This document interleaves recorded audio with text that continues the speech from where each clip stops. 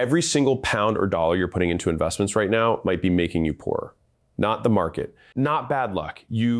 I want you to meet Marcus. Marcus is 28 years old. He has a decent job, a small flat, and for the last 14 months, he has been putting 100 pounds a month into an index fund. He checks it every morning. He feels good about himself. He's finally doing the responsible thing. Marcus also has 3,000 pounds on a credit card at 24% interest. He has no savings buffer. He has 4 subscriptions he forgot he signed up for, and he has absolutely no idea what his money is actually doing or why. Last month, Marcus had to sell his investments because his boiler broke and he had nothing else. The market was down. He locked in a loss. 14 months of progress wiped out in one afternoon. Marcus is not stupid. Marcus did exactly what every financial video on the internet told him to do. Start investing early. Put money in every month. Let it grow. Nobody told him what to do first, and that missing information cost him everything he had built.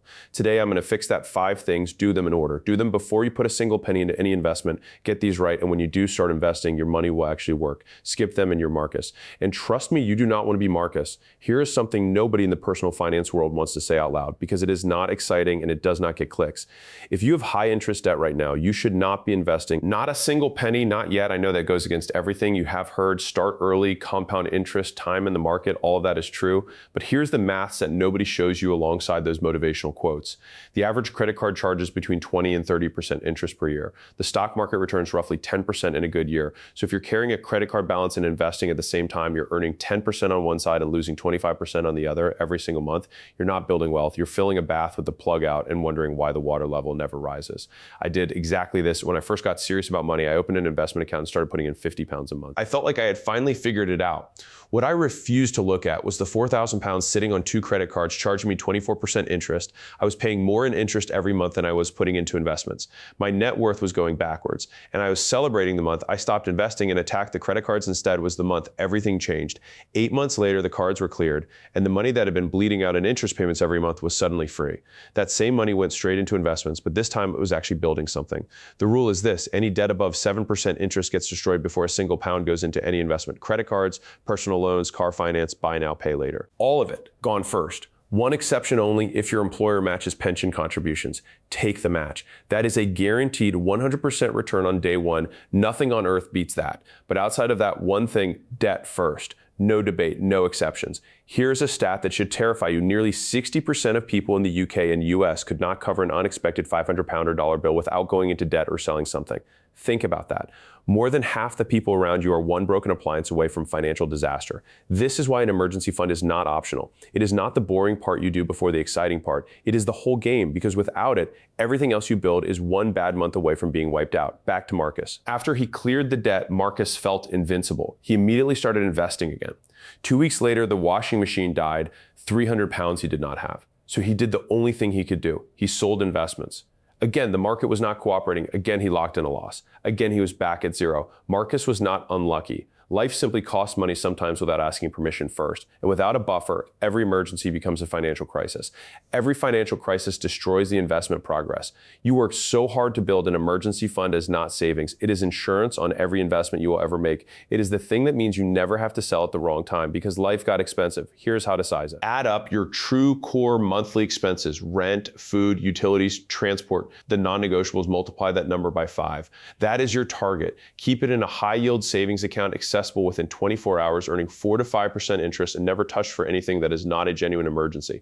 Most people think building 5 months of expenses will take years. It does not have to. The moment you cleared your high interest debt in step 1, you freed up those monthly payments, put that exact money into your emergency fund every month. You will build it faster than you think. Once it is full, then you invest. That is the order: debt first, buffer second, investments third.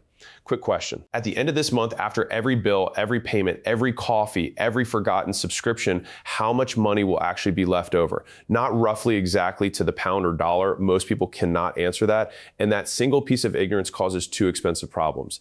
Either you underinvest, leaving money sitting idle, doing nothing when it could be compounding. Or you overinvest, stretch yourself too thin, and the first slightly expensive month forces you to pull money back out. Both destroy momentum. Here's a number that stopped me cold when I first calculated it. The average person is paying for 3.4 subscriptions they've completely forgotten about. not using, not thinking about, just silently draining money every single month. When I went through my own bank statements, I found a gym I had not visited in 5 months, 2 streaming platforms I thought I had canceled, and a software trial that converted to a paid plan without me noticing. 62 pounds a month, 744 pounds a year, invested over 10 years at average market returns. That forgotten money becomes over 12,000 pounds. 12,000 pounds for doing nothing except reading a bank statement. So here's exactly what I want you to do this week. Pull up your last 3 months of bank statements, go through every single transaction, categorize everything: housing, food, transport, entertainment, subscriptions, everything. Do not guess, look at the actual numbers. Most people find 2 things that shock them. They are spending more than they thought in at least 2 categories, and they have money leaving their account every month for things they had completely forgotten existed. Cancel everything you're not actively using, renegotiate what you can. Then calculate your real number income minus all genuine expenses equals your actual investable amount. Then do the most important thing: automate it, set up a transfer on payday. The moment your salary lands, your investment contribution leaves. You never see it sitting in your account. You never decide whether to spend it or invest it. The decision is already made. Automation removes willpower from the equation, and willpower, as every human being eventually discovers, is a completely unreliable financial strategy. Most people start investing because they know they are supposed to. Investing equals good, not investing equals bad. So they open an account, put money in, and hope the number goes up. That is not a strategy. That is a wish. And wishes do not survive the first serious market downturn. Here's what happened to Marcus the first time his portfolio dropped 18% in a bad month. He panicked. He had no framework for what was happening because he had never defined why he was investing in the first place. Was this money for retirement in 35 years? Was it for a house deposit in 4 years? Was it for his kids? He genuinely did not know. So when the number went red, he did what humans do when they do not understand something that is scaring them. He sold everything and moved it to cash. He locked in an 18% loss. Then the market recovered and he missed the entire bounce. Your goal is not just a feel-good exercise. It is the single most important input into every investment decision you will ever make. Think about it this way. Someone saving for retirement in 35 years should be investing completely differently to someone saving for a house deposit in 4 years. A 25-year-old with no dependents can absorb a 30% market drop and wait it out. A 45-year-old with 3 kids and a mortgage cannot. The same investment that is perfect for one person is dangerous for another. Without a goal, you cannot know which one you are, and without knowing which one you are, you're just guessing. So before you invest a single penny, sit down and answer 3 questions in writing. What is this money actually for? When do I need it? And if I watched it drop 30% tomorrow, what would I actually do? Be honest on that last one. Most people overestimate their emotional tolerance for loss until they are living it. Your answers tell you everything: long time horizon, emotionally resilient, no near-term need for the money. You can be aggressive, higher growth assets, more volatility, more upside, short time horizon, emotionally cautious, need the money in a few years. You need stability over maximum return. Capital preservation matters more than chasing the biggest number. Make it specific, not I want to build wealth, but I want 40,000 pounds for a house deposit within 5 years. That one sentence tells you exactly how much to save monthly, what return you need, and what risk you can and cannot afford. Vague goals produce vague strategies. Vague strategies produce panic decisions. Panic decisions are how ordinary people lose extraordinary amounts of money. This is the one that costs people the most money and gets talked about the least. Investing without understanding what you're doing is not building wealth. It is gambling with extra steps. And the market has absolutely no sympathy for people who did not do their homework. Here's a fact that should make every investor uncomfortable. Studies consistently show that the average investor significantly underperforms the market, not because markets are unfair, not because the game is rigged, but because average investors make emotional, uninformed decisions that destroy their own returns. They buy when excitement is at its peak and prices are highest. They sell when panic sets in and prices are lowest. They chase last year's winner. They follow a tip from someone at work. They check their portfolio obsessively and tweak it constantly, racking up fees and missing the compound growth that only comes from leaving things alone. Every single one of those mistakes comes from the same root cause. They did not understand what they owned, why they owned it, or what the market was actually doing. You do not need to become a financial expert. I'm not asking you to read a balance sheet or understand options pricing, but you do need to genuinely understand 6 things before real money goes to work.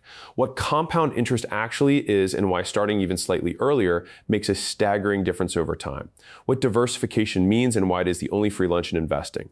The difference between a stock and a fund and why that distinction matters for how you think about risk. What an index fund is and why decades of evidence show that most expensive active fund managers fail to beat one. What volatility actually means in practice and how to stay rational when your portfolio is falling and every instinct is screaming at you to sell. And what fees you're paying because even a 1% annual fee difference quietly costs you tens of thousands of pounds over a 30-year investing career. 5 hours, that is all I'm asking, not 5 years. 5 hours of reading or watching before you put real money to work. That is genuinely all it takes to build the foundation that protects you from the most expensive mistakes. And one rule above all others, never buy something you cannot explain. I do not care if everyone is talking about it. I do not care if it has gone up 400% in 6 months. If you cannot explain in one sentence what it is, why it has value, and why you believe it will be worth more in the future, you do not own it. That one rule will save you from more financial damage than any other piece of advice I have ever given. Marcus eventually learned this after losing money twice. He spent 2 weekends reading. He understood what he was buying. He understood why markets go down and come back up. The next time his portfolio dropped, he did not panic. He understood it was temporary. He left it alone. And 12 months later, he had the best returns of his investing life. Not because the market changed, because he did. Let me bring this all together. I know some of you came here wanting stock tips or app recommendations. We will get to all of that. But here's the truth. The best investment strategy in the world, placed on top of a broken financial foundation, is like putting a designer kitchen in a house with no roof. It looks impressive, it does not hold up. 5 things in order. Thing 1, destroy any debt above 7% interest before a single penny goes anywhere else. Thing 2, build 5 months of core expenses in a high yield savings account so that no emergency can ever force you to sell at the wrong time. Thing 3, know your exact monthly cash flow, cut the waste, and automate your investing so it happens without relying on your willpower. Thing 4, define a specific goal with a specific number and a specific timeline so that every investment decision you make has a clear reason behind it. And thing 5, spend 5 hours learning the basics before real money goes to work. Because knowledge is the only thing that keeps you rational when the market tries to make you emotional.